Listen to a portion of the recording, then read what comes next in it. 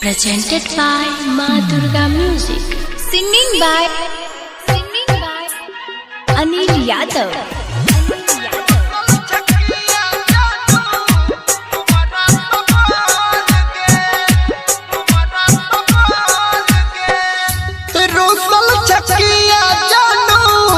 हमारा सवाल गे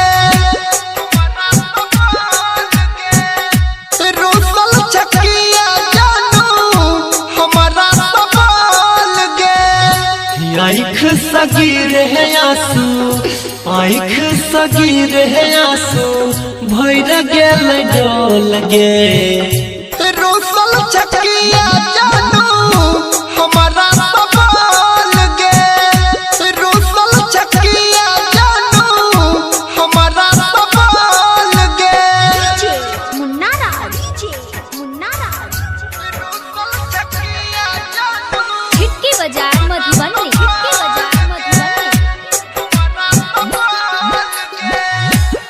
अभी आप सुन रहे हैं युवा स्टार म्यूजिक की शानदार प्रस्तुति। Singing by Anil Yadav. दूर रही के हमरा से तोई दुख नहीं सहगे भेल कौन गलती जानू हमरा से कहगे मान जो दूर रही के हमरा से तोई दुख नहीं सहगे भेल कौन गलती जानू हमरा से कहगे एक बेर मुहावा जान अपन खोल गे रोसल चकिया जानू हमारा सवाल गे रोसल चकिया जानू हमारा सवाल गे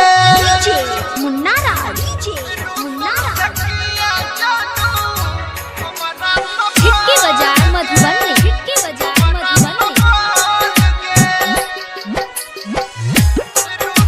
चकिया जानू हमारा सवाल गे